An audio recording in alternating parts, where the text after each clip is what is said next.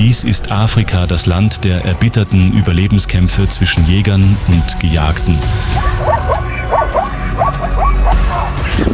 Wie wird der Überlebenskampf der Leoparden und ihrer Jungen aussehen?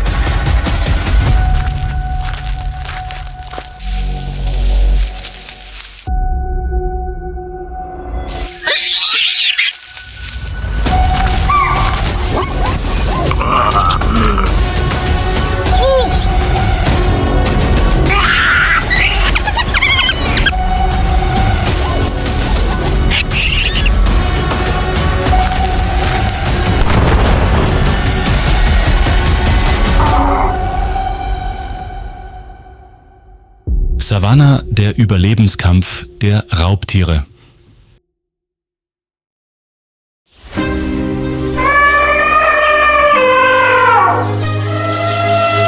Das wilde Herz Afrikas, wo die Savanne sich wie ein endloser goldgelber Ozean ausbreitet.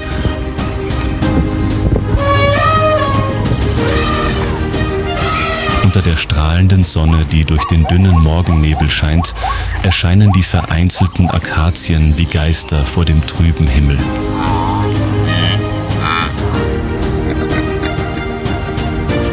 Dies ist nicht nur eine Graslandschaft, sondern ein erstaunlich komplexes Ökosystem, in dem jedes Lebewesen, vom winzigen Insekt bis zum Spitzenpredator, einen unverzichtbaren Platz in der Nahrungskette einnimmt.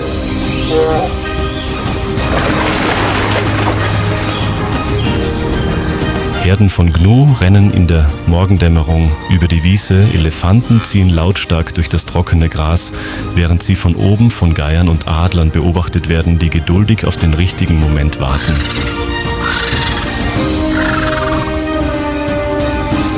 Tief im hohen Gras versteckt sich ein wunderschönes, stilles Wesen, Nuru, eine Leopardenkatze.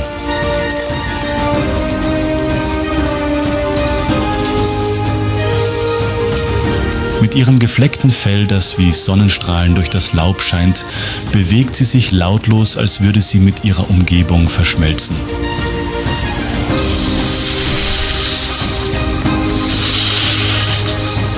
Ein langer Schatten gleitet lautlos vorbei, eine über 3 Meter lange afrikanische Steinkobra, die sich fast geräuschlos unter dem Laub hindurchschlängelt.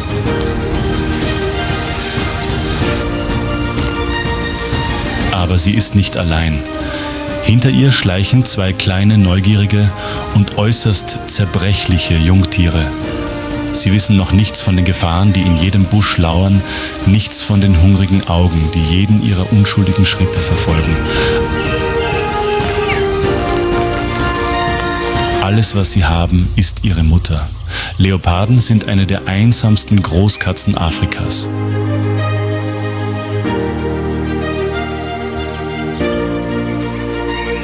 Ohne die Hilfe eines Rudels und ohne einen männlichen Beschützer trägt die Leopardenmutter die gesamte Verantwortung. Sie muss ihre Jungen aufziehen, ihnen das Jagen beibringen und sie vor allem vor Feinden schützen. Jeder Schritt von Nuru ist ein perfekter Tanz zwischen Instinkt und Mutterliebe. Ein früher Morgen in der afrikanischen Savanne. Die ersten Sonnenstrahlen haben die Luft noch nicht erwärmt.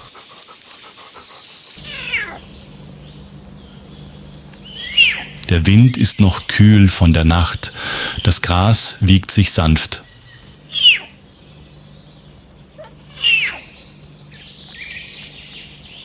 Auf diesem trockenen Land ist die Ruhe immer nur eine Maske, hinter der sich die kurz vor dem Ausbruch stehenden Instinkte verbergen. Inmitten der goldgelben Felder grast eine Herde Impalas vorsichtig.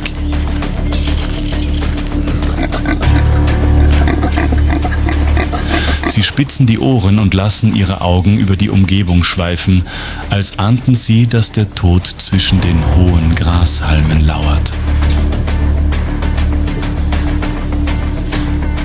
Nicht weit entfernt bewegt sich Nuru, eine Leopardenkatze, langsam und lautlos vorwärts. Ihre beiden kleinen Jungen, die im Gebüsch warten, sind der Grund für ihre heutige Jagd. Seit 2 Tagen hat sie nichts mehr gefressen und der Hunger und Durst beginnen Nuru zu quälen. sie ist nicht ungeduldig. Um ihre Jungen zu ernähren, muss sie gewinnen, ohne Risiken einzugehen. Nuru duckte sich.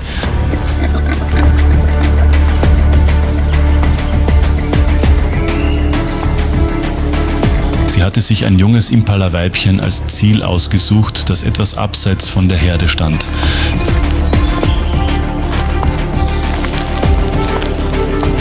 Die Entfernung betrug nur noch 40 Meter. Der Wind kam aus der richtigen Richtung.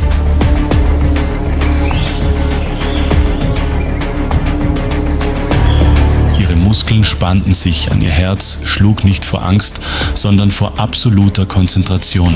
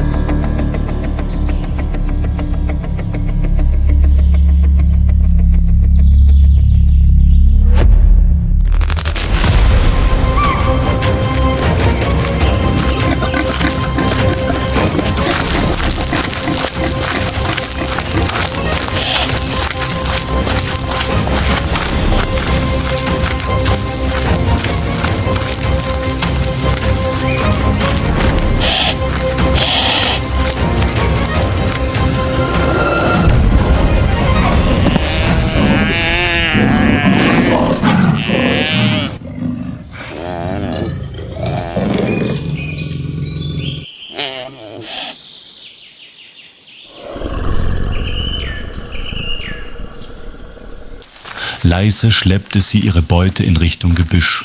Das war nicht nur eine Mahlzeit, sondern die erste Lektion ihres Lebens. In dieser gnadenlosen Savanne darf niemand Fehler machen.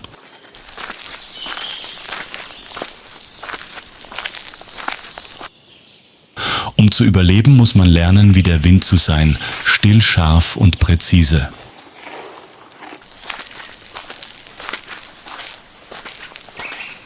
Aber in der Savanne bleibt keine Mahlzeit lange ungestört. Der Wind drehte. Mit ihm kam der Geruch von Blut, ein unverkennbares Signal für die hungrigen Raubtiere.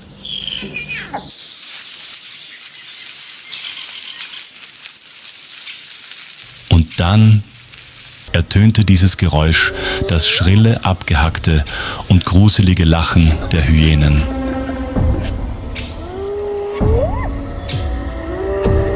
Aus dem staubigen Horizont tauchten graue Schatten auf. Erst einer, dann zwei, dann 5. Ein ganzer Hyänenrudel näherte sich. Sie hatten es nicht eilig. Sie wussten genau, wem das heutige Festmahl gehörte.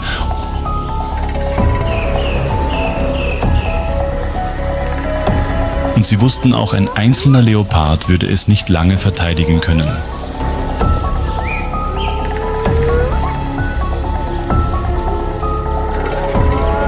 Nuru reagiert sofort.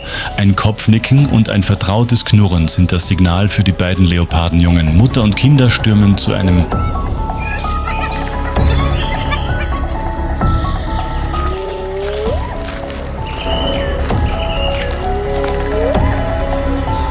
nahegelegenen Baum klettern, mit ihren Krallen schnell hinauf und verstecken sich zwischen den sonnenbeschienenen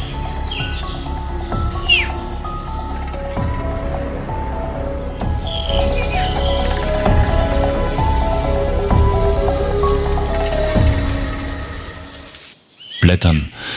Inmitten der trockenen Steppe, wo Raubtiere mit ihren Krallen und ihrer Schnelligkeit herrschen, gibt es ein anderes Königreich, das nicht laut, aber streng organisiert ist, nicht wild, aber gut organisiert. Auf den Felswänden am Rande des Buschwaldes beginnt für die Affenfamilie ein geschäftiger Morgen.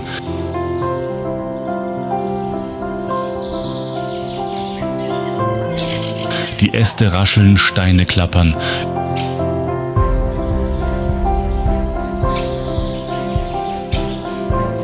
Überall bewegen sich die Affen in einem Rhythmus, der chaotisch und doch seltsam geordnet ist.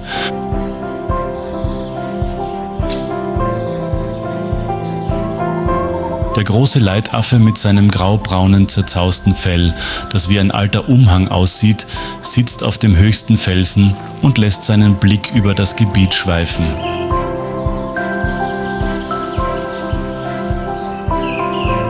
Es ist kein neugieriger Blick. Es ist der Blick eines Wächters, der mit den Gefahren vertraut ist, die im Wind lauern. Darunter kümmerten sich die Weibchen liebevoll um ihre Jungen, leckten ihnen das Fell, trugen sie auf dem Rücken und verjagten manchmal scharf jeden, der sich näherte.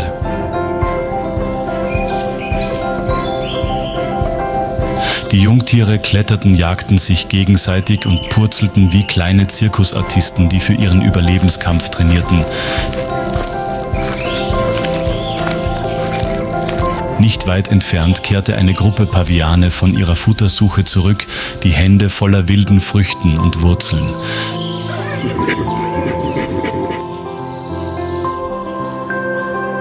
Während sie kauen, erzählen sie sich mit Lauten und Gesten in einer Sprache, die nur Affen verstehen, Geschichten.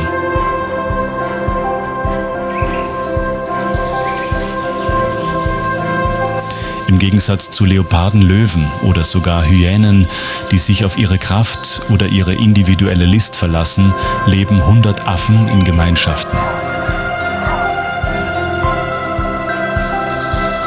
Jedes einzelne Tier ist ein Glied in der Kette, vom alten ehrwürdigen Männchen bis zum kleinen Jungtier, das sich noch an seine Mutter klammert hat, jeder eine klare Rolle im Kreislauf des Lebens.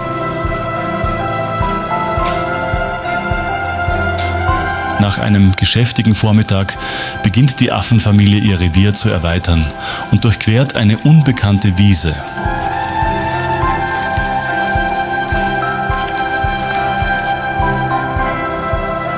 Angeführt von einem wachsamen Männchen folgen die Weibchen mit ihren Jungen und betreten das neue Gebiet in stiller Wachsamkeit.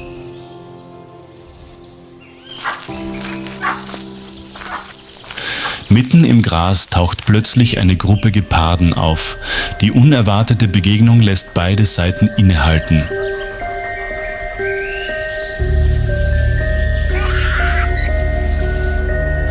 Alarmrufe ertönen.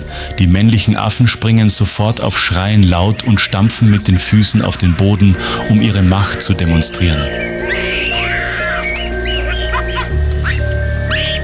Die Geparden sind zwar schnell, aber gegenüber der Überzahl unterlegen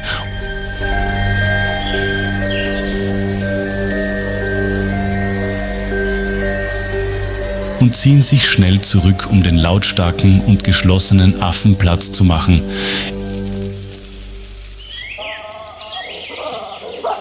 In der Savanne reicht manchmal schon Zusammenhalt, um Gefahren abzuwehren.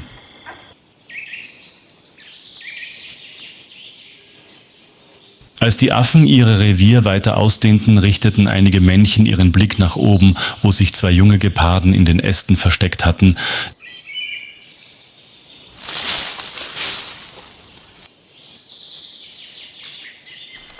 Nicht weit von der Stelle entfernt, an der sie zuvor waren.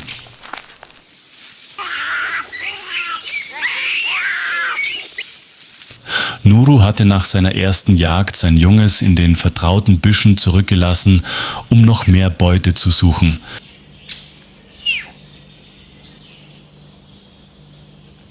Das war der Moment, in dem die Affen die Gelegenheit erkannten.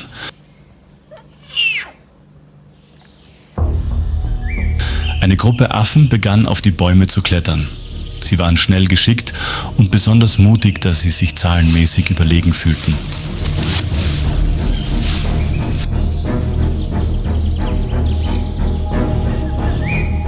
Mit ihrer opportunistischen Natur ließen sie sich die Abwesenheit des Jägers nicht entgehen.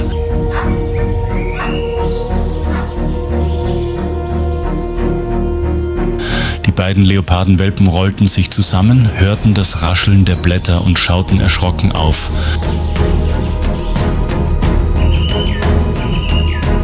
Doch dann kehrte Nuru zurück. Sie tauchte wie ein Schatten auf und brüllte schrill.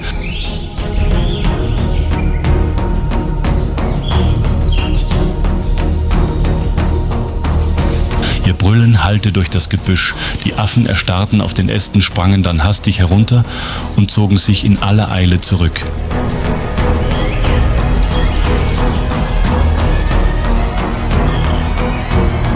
Diesmal war es nicht nur ihr Schutzinstinkt.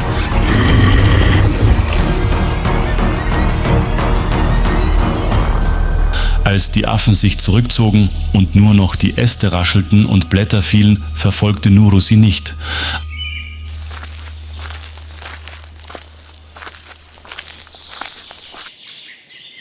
Aber nicht weit von dort existierte noch eine andere Welt.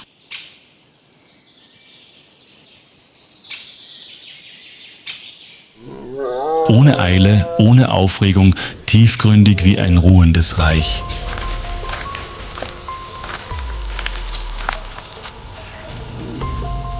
Unter dem schattigen Blätterdach einer großen Eukalyptusbaum lag die Löwenfamilie und ruhte sich aus. In der Mitte lag ein ausgewachsener Löwe mit einer goldenen Mähne, die wie eine natürliche Krone aussah.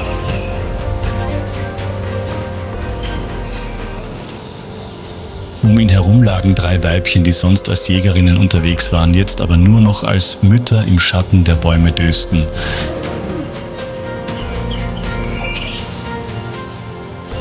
Neben ihnen tummelten sich die Löwenjungen.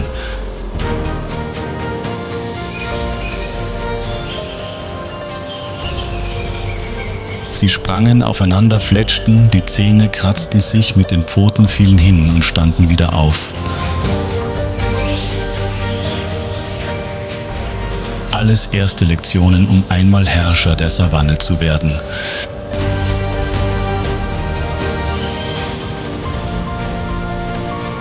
Jeder kleine Schlag war eine Lektion in Sachen Regeln. Jedes leise Brüllen ist ein wortloses Signal für die Ordnung in der Herde.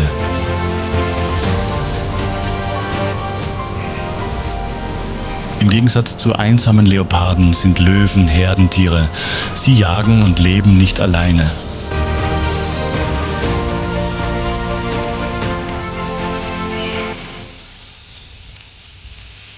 In der Herde hat jedes Tier eine Aufgabe. Die Weibchen jagen, Beute die Männchen, verteidigen das Revier, die Jungen lernen.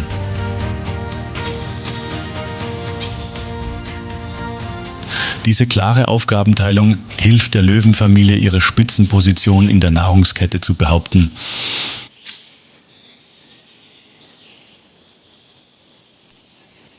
Als die Sonne langsam untergeht, weicht die Stille unter den Baumkronen dem Urinstinkt.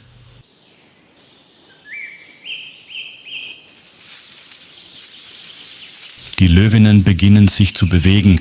Es bedarf keiner Befehle, nur ein Blick, ein flüchtiges Augenzwinkern und das ganze Rudel weiß: Es ist Zeit für die Jagd. Am Rand der Wiese grasen vorsichtig eine Herde Zebras.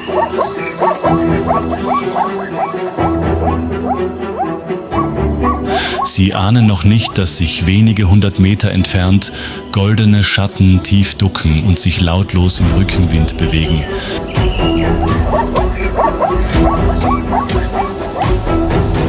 Die Löwinnen teilen sich auf. Sie brauchen keine Geschwindigkeit wie Geparden, sondern Taktik, Disziplin und Koordination.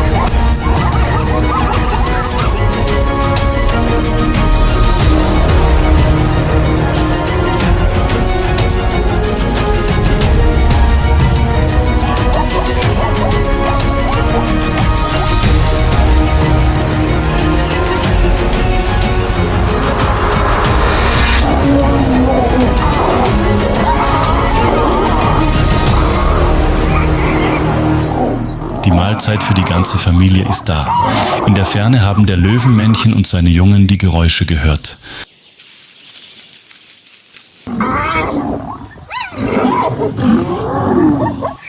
Sie werden kommen und als Letzte fressen aber in Sicherheit.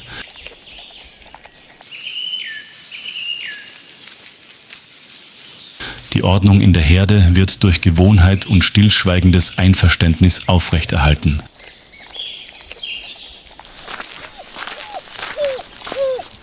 Nicht weit davon entfernt bewegt sich eine andere Familie ebenfalls in geordneter Weise, jedoch auf ganz andere Weise.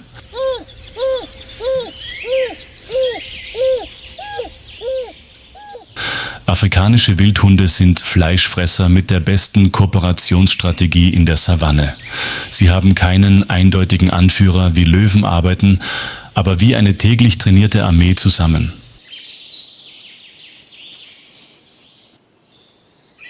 Sie sind nicht groß und sehen nicht bedrohlich aus, haben aber die höchste Erfolgsquote bei der Jagd aller Raubtiere in Afrika.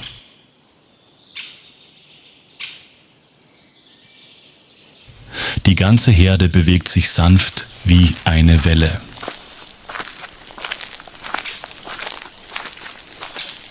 Kein Brüllen, kein Stampfen, nur Blicke und synchronisierte Schritte.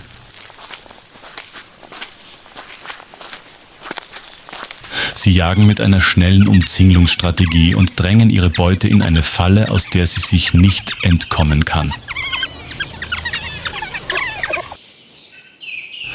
Obwohl sie nicht so viel Aufmerksamkeit erhalten wie Löwen oder Leoparden, sind afrikanische Wildhunde ein Symbol für Zusammenarbeit, Fürsorge und Opferbereitschaft. Sie ziehen ihre Jungen gemeinsam auf, beschützen die Schwachen in der Meute und fressen erst, wenn die Jungen und Schwachen satt sind. Wenn Löwen für Macht stehen und Leoparden für Einsamkeit, dann sind Wildhunde das Sinnbild einer Gemeinschaft, die auf Loyalität und Disziplin basiert. Wenn der Abend über die Savanne hereinbricht, ruht sich die Leopardenfamilie im Schatten eines dichten Baumes aus.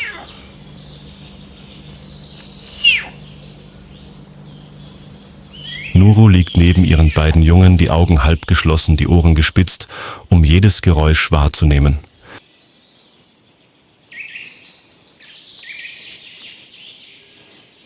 Hier ist die Ruhe nur vorübergehend inmitten eines harten Überlebenskampfes.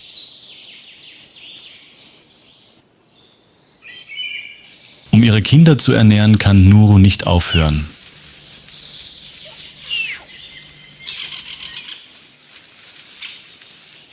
Sie jagt weiter von Impalas über Warzenschweine bis hin zu Pavianen.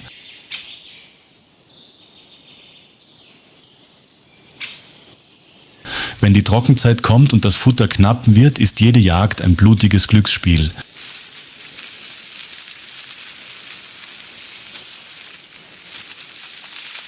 Sie hat kein Rudel, keine Verbündeten, nur ihren Instinkt, ihre Scharfsinnigkeit und ihre Mutterliebe als Antrieb.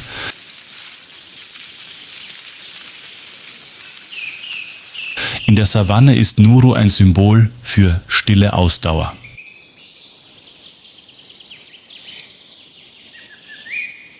Sie brüllt nicht wie ein Löwe, ist nicht so zahlreich wie Hyänen und nicht so geschlossen wie Paviane, aber sie ist der Beweis für die Kraft der unabhängigen Beharrlichkeit.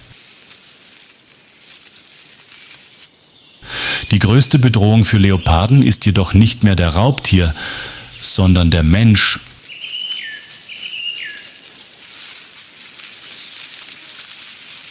Ihr Lebensraum schrumpft, Wälder verschwinden, ihr Territorium wird besetzt. Leoparden werden als vom Aussterben bedroht eingestuft. Einige Unterarten wie der persische Leopard und der arabische Leopard sind sogar vom Aussterben bedroht. Wenn Nuru überlebt, kämpft sie nicht nur für ihre Kinder,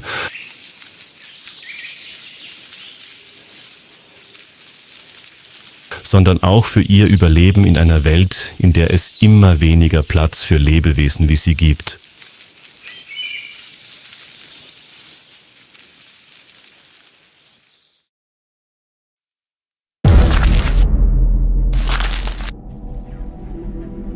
Auf der sonnenverbrannten Steppe hat ein Löwenrudel mit Blut und Instinkt ein Reich errichtet.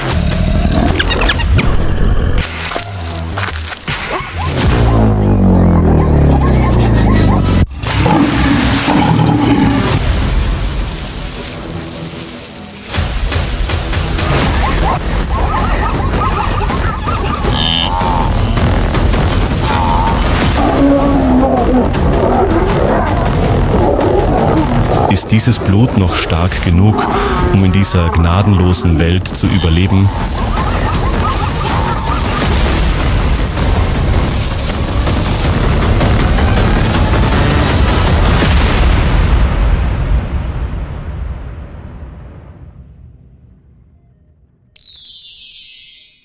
Masai Mara, der Überlebenskampf der Löwenrudel.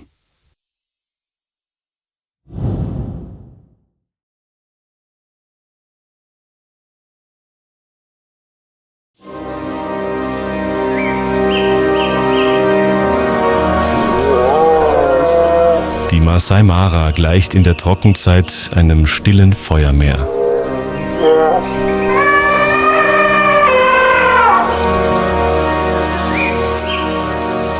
Der Boden ist unter der Augustsonne rissig, trockene Grashalme rascheln im Wind.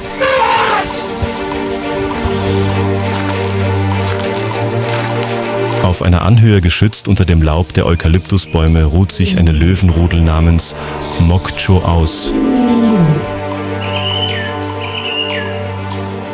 Die Rotmähnenlöwen wurden nach der leuchtend roten Mähne des männlichen Anführers Mayi, benannt einem erfahrenen Krieger mit zahlreichen Kampfnarben.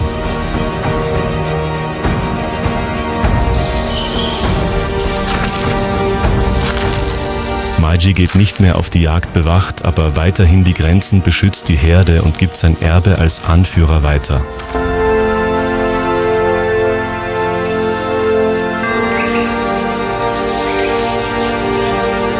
Um ihn herum sind mehr als 15 Löwinnen angeführt von Nyota, einer erfahrenen Jägerin und mutigen Mutter.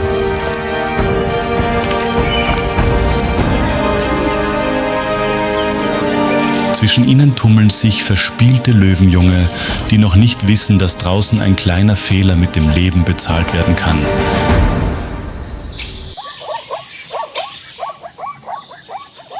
Die Morgendämmerung bricht an. Der Nebel lichtet sich über der Steppe.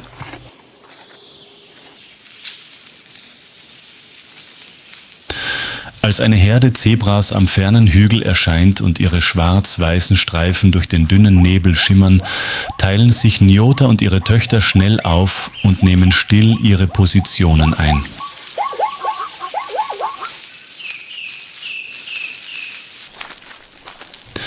Jeder Schritt, jeder Atemzug verschmilzt zu einer alten Symphonie.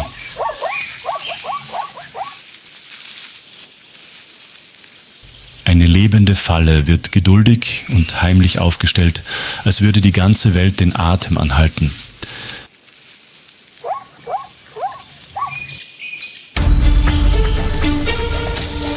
Zebras sind wachsame und hartnäckige Beutetiere.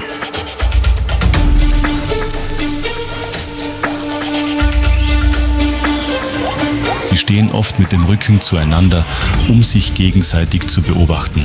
Und ein Gegenstoß kann Knochen brechen.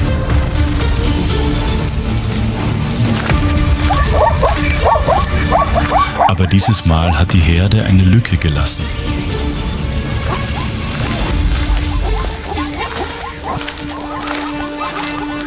Plötzlich entdeckt ein Zebra die Gefahr.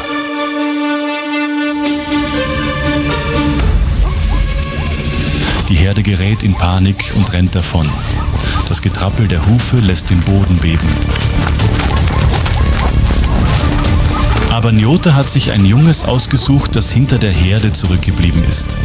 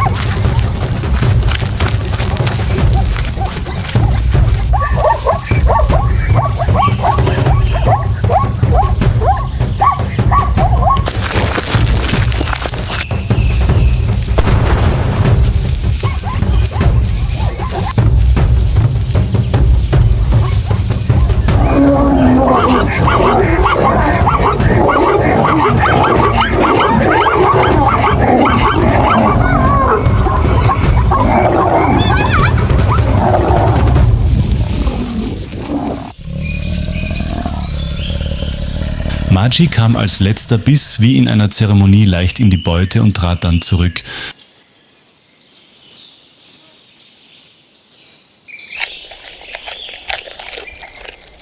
Die Jungtiere stürzten sich gierig darauf und kosteten zum ersten Mal rohes Fleisch, was den Beginn ihres harten Lebens als Raubtiere markierte. In der Wildnis gibt es keine Regeln außer der Ordnung.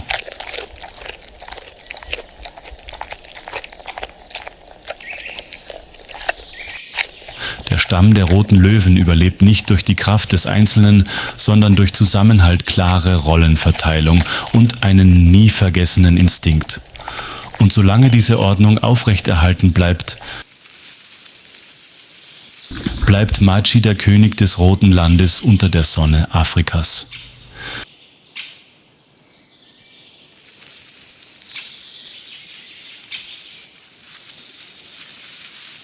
In der Mittagshitze, als die roten Löwen sich ausruhten, weckte ein fremder Geruch Majis Wachsamkeit.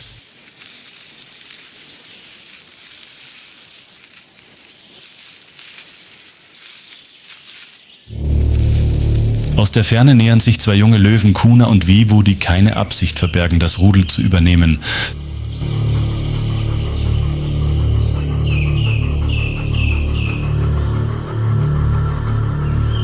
Sie haben bereits viele andere Gruppen erobert und deren Jungtiere getötet, um die alte Blutlinie auszulöschen.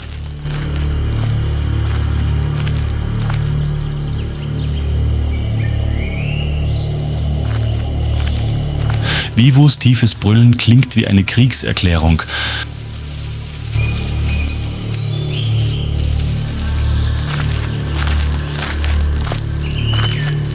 Das ganze Rudel ist angespannt. Maji brüllt zurück, eine letzte Warnung vor dem Sturm.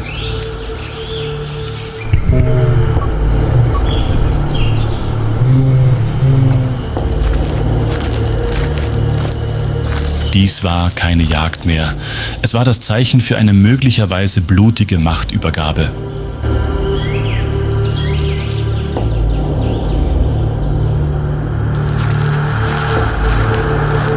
In den folgenden Tagen lauerten Kuna und Wiwu ununterbrochen.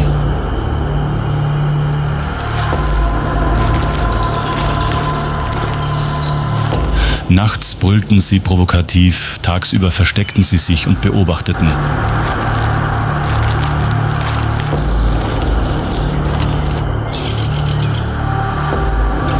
Maji war alt und schwach, aber er gab nicht auf.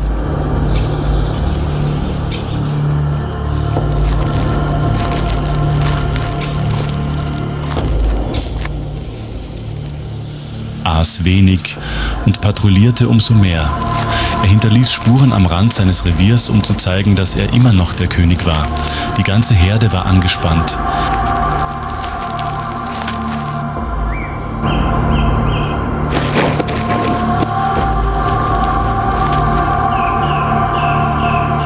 Die Kinder waren vorsichtig, die Jungen wurden gut versteckt.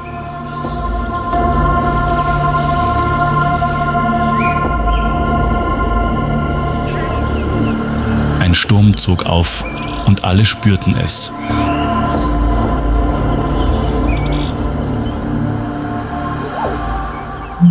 Es war ein ruhiger Morgen. Der Nebel hatte sich noch nicht ganz aufgelöst, die Steppe lag noch in einem silbernen Schleier.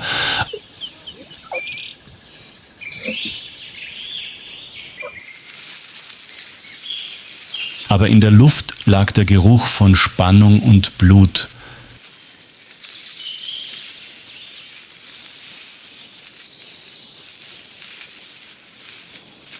Als die ersten Sonnenstrahlen den Rand des Territoriums erreichten, tauchte Wiwu auf und schritt mit schweren Schritten auf die Mitte der Lagerstätte zu.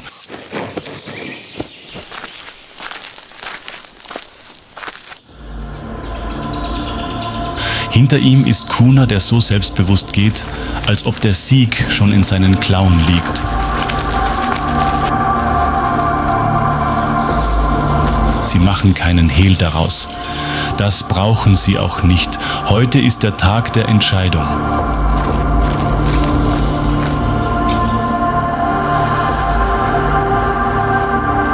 Mai tritt aus dem Schatten der Bäume hervor und geht langsam vorwärts.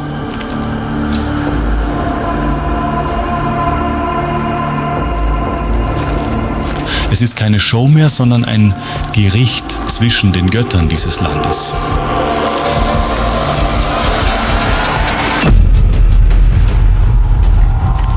Der Kampf brach in Staub und donnerndem Gebrüll los.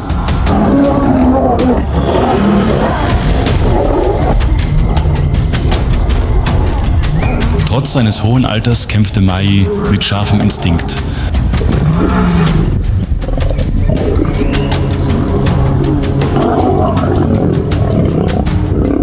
Aber die Jugend seiner Gegner überwältigte ihn.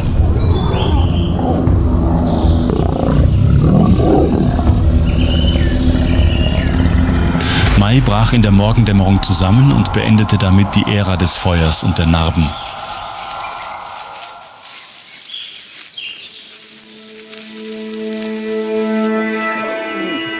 Noch am selben Nachmittag tötete Wivu Majis blutige Löwenjunge.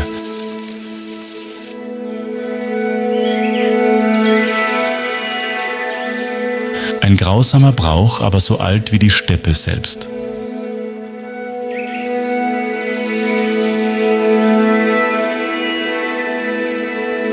Der 2-jährige Löwenjunge Pamba floh still in Richtung Norden.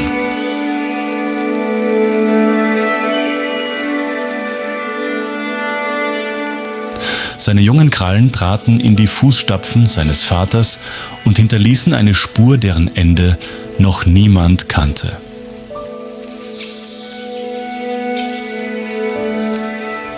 Nach Mais Tod und dem Massaker durch Wivu zerfiel die Herde der roten Löwen.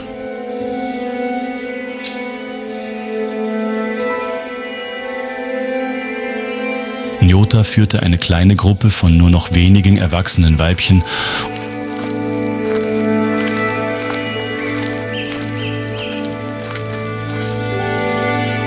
und 4 bis 5 überlebenden Jungtieren an.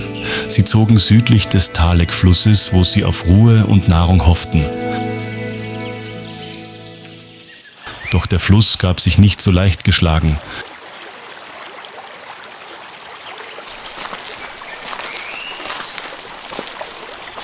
Das Erreichen des Flussufers war noch nicht das Ende.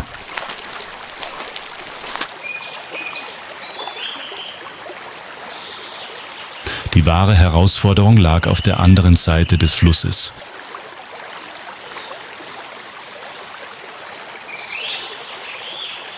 Nach den ersten Regenfällen des Jahres war der Wasserstand hoch.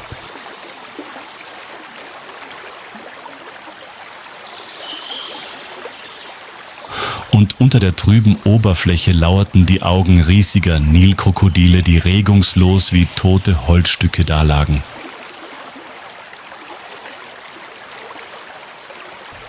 Auch Flusspferde waren anwesend, die zwar nicht auf Beutejagd waren, aber bei Störung äußerst aggressiv reagierten.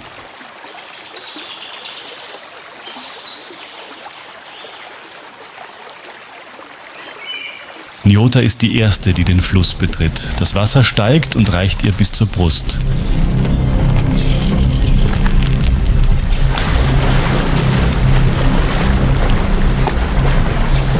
Die Jungen folgen ihr und bleiben dicht bei ihr. Unter der trüben Oberfläche bildet sich eine kleine Welle.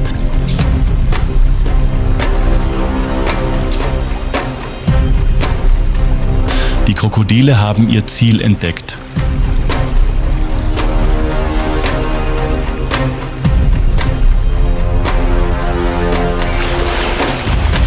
Ohne Alarm zu schlagen, beschleunigen alle Löwen gleichzeitig ihre Schritte.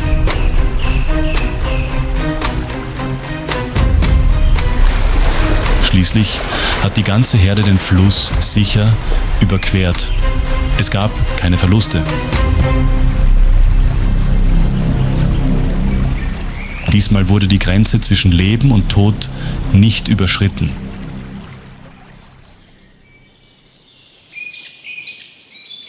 Auf der anderen Seite des Talek-Flusses bot sich ein völlig anderes Bild.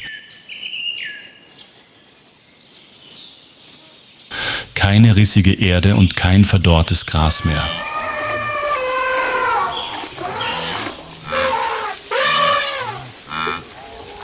Stattdessen erstreckte sich eine hellgrüne Steppe, die von niedrigen Büschen und einigen Streifen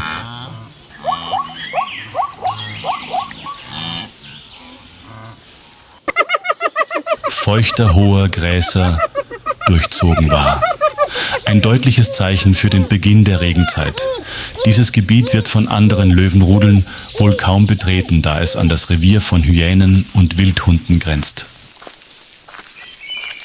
Aber im Moment ist es die einzige Chance für die Löwenweibchen zu überleben und wieder zu einem stabilen Leben zurückzufinden.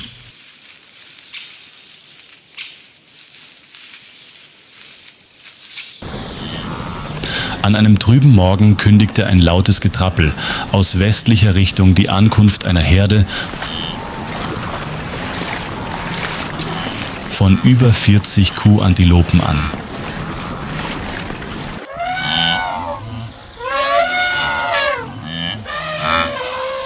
Sie bewegen sich instinktiv nach Süden und durchqueren die nach den ersten Regenfällen frisch grünen Grasflächen.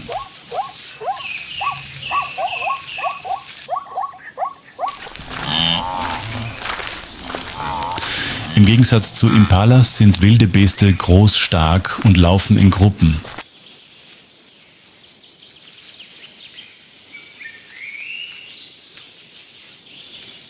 Aber genau das macht es für ein verletztes oder junges Tier leicht zurückgefallen und damit zu einer leichten Beute für Löwen zu werden.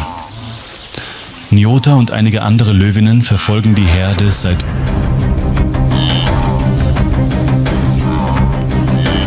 über einer Stunde. Ein junges Rinnsal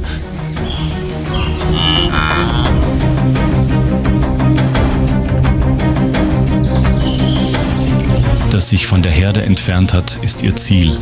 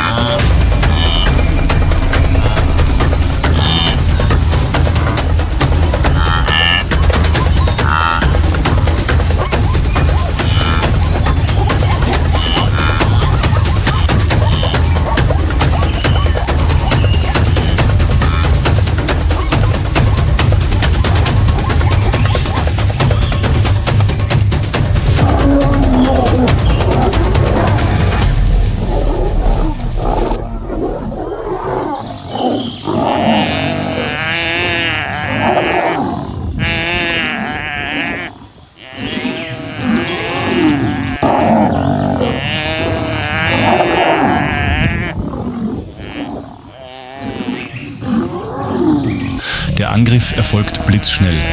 Das Rinnsal wehrt sich verzweifelt, kann aber den 3 hungrigen und erfahrenen Raubtieren nicht entkommen.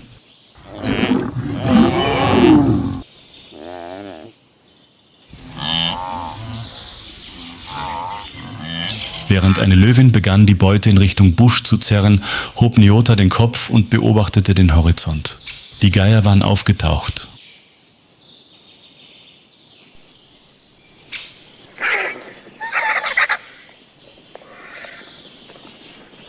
Und in der Ferne begannen Hyänen zu kreisen.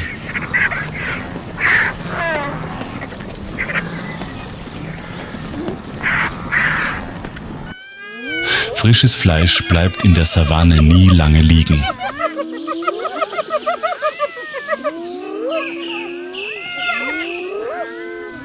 Diese Mahlzeit reichte nur für ein paar Stunden Ruhe.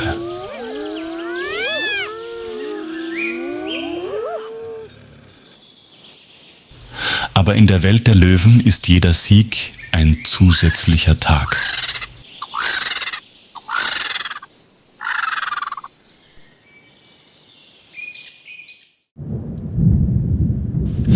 Der erste Regen der Saison ist gerade über den Norden der Masai Mara hinweggefegt.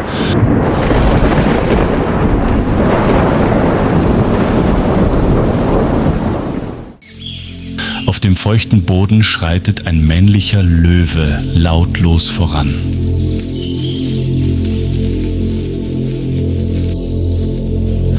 Pamba ist jetzt erwachsen, hat einen kräftigen Körperbau und einen erfahrenen Blick.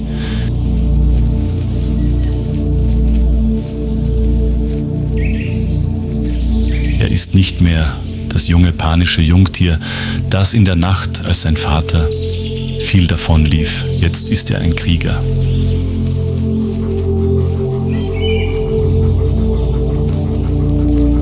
Viele Monate, in denen er allein überlebt hat, haben ihn zu Stahl geschmiedet.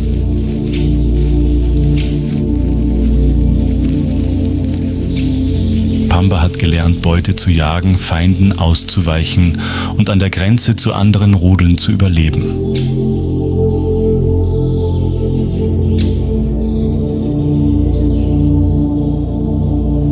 Aber im Wind des frühen Morgens nimmt er einen vertrauten Geruch wahr, wie Wu, der einst Maiji getötet hat. Pamba bleibt stehen. Erinnerungen kommen hoch. Es bedarf keiner Schwüre. Es bedarf keiner Brülllaute.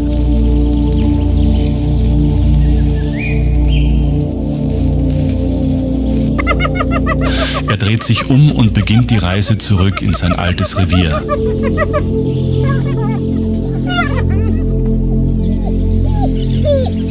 Er ist nicht allein. Begleitet wird er von Rano, einem anderen jungen verbannten Löwen, der stark und mutig ist. Schweigend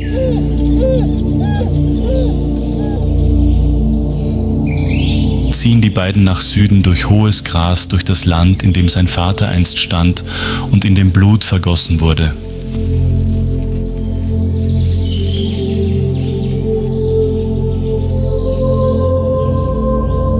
Dort war Vivu noch immer, aber er war alt. Seine alten Wunden waren noch nicht verheilt und er hatte nicht mehr die Kraft, wie früher zu herrschen.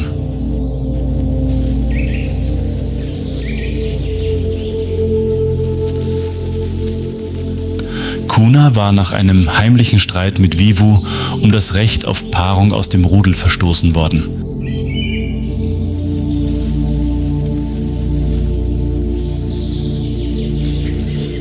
Seitdem war er aus dem Gebiet verschwunden und niemand hatte mehr eine Spur von ihm gesehen.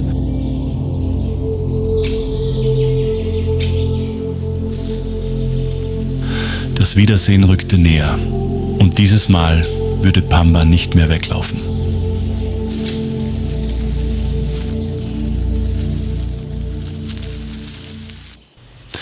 Der Nachmittag neigte sich langsam dem Ende zu.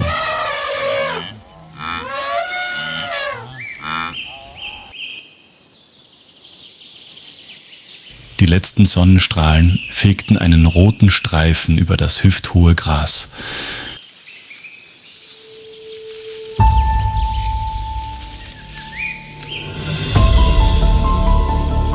Der alte Vivu streunte allein am Rande seines Territoriums umher.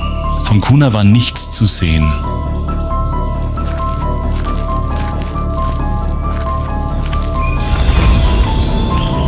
Die alten Weibchen waren fort. Sein Rudel war nur noch eine leere Hülle.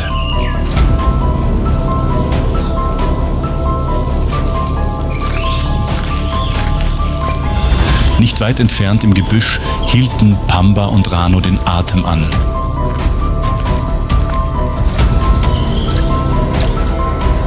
Vivu senkt den Kopf, um aus einer Pfütze zu trinken.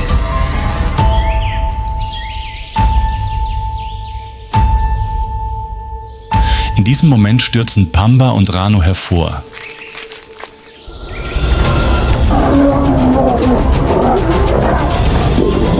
Er dreht sich um, will zurückschlagen, wird aber aufgehalten.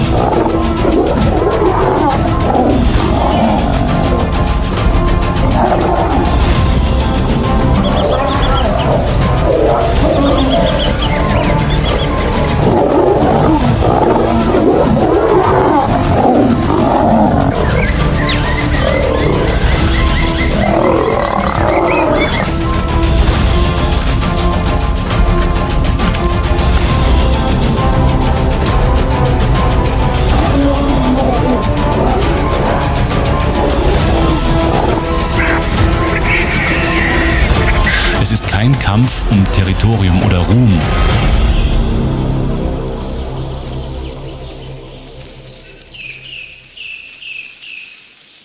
Es ist nur das notwendige Ende einer Blutschuld. Nachdem Wivu gefallen ist, bleibt Pamba nicht zurück.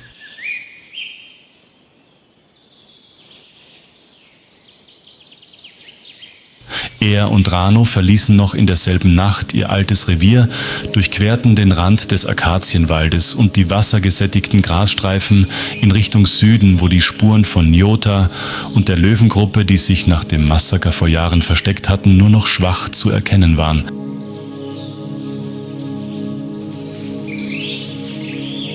Der Wind trug einen vertrauten Geruch mit sich.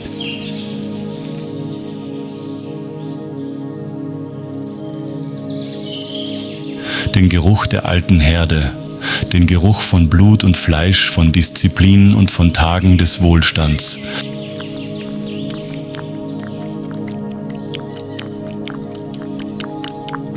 Drei Tage später, als der Nebel sich lichtete, hielt Pamba an einer Senke an. Im Schatten des Grases tauchte Nyota auf. Ihr Blick war derselbe, aber sie wirkte älter und stiller.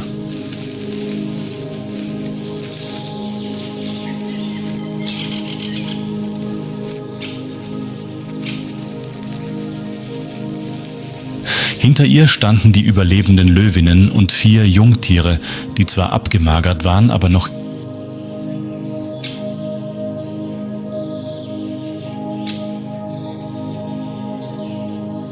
immer feurige Augen hatten. Niemand brüllte. Eine Bestätigung war nicht nötig.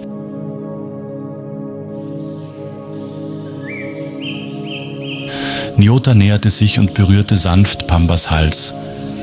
Eine Geste der Zustimmung.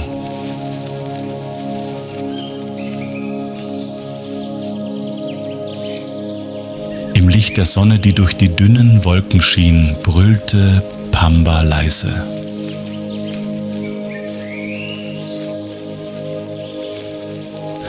Zum ersten Mal, nicht aus Wut, nicht aus Kampfeslust,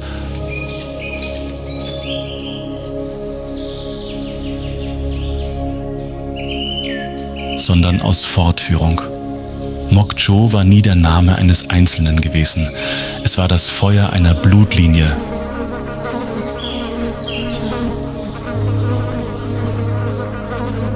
Und nun begann dieses Feuer wieder zu brennen.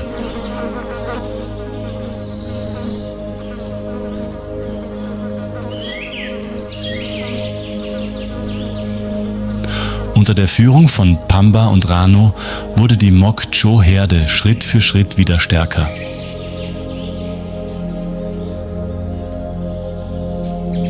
In weniger als 2 Regenzeiten vertrieben sie eine Herde junger Löwen aus den Hügeln im Osten und dehnten ihr Territorium bis zum Ufer des Talek aus.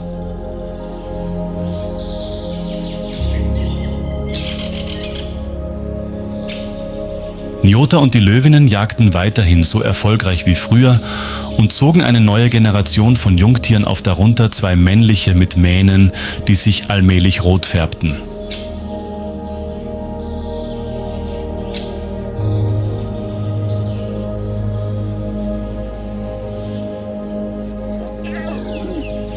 Die Mokcho-Herde überlebte nicht nur, sondern erlangte auch ihren Ruf als stille, aber unbestreitbare Macht zurück.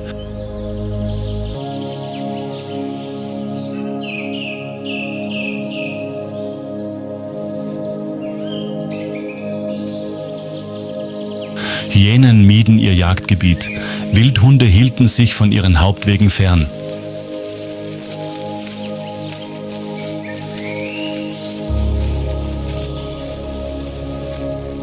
Zebras und Antilopen wussten, dass sie bei ihrem Brüllen besser die Richtung wechselten.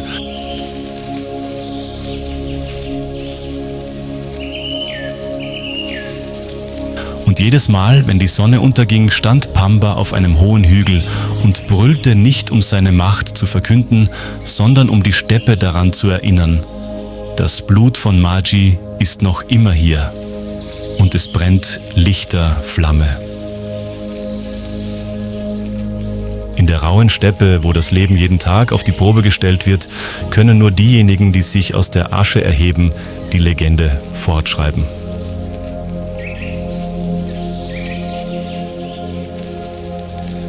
Die Herde der roten Stiere hat alles verloren und alles zurückgewonnen. Mit ihrem Instinkt, ihrem Blut und den Erinnerungen ihrer Vorfahren.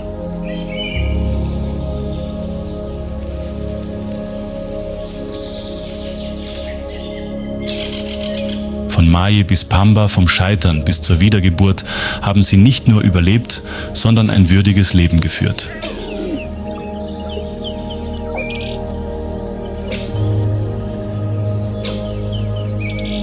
Und als die Sonne hinter dem afrikanischen Horizont verschwand, hallte das Brüllen von Mokcho noch weit und breit als Erinnerung daran, dass auf diesem Land die wahre Dynastie nicht gestorben ist.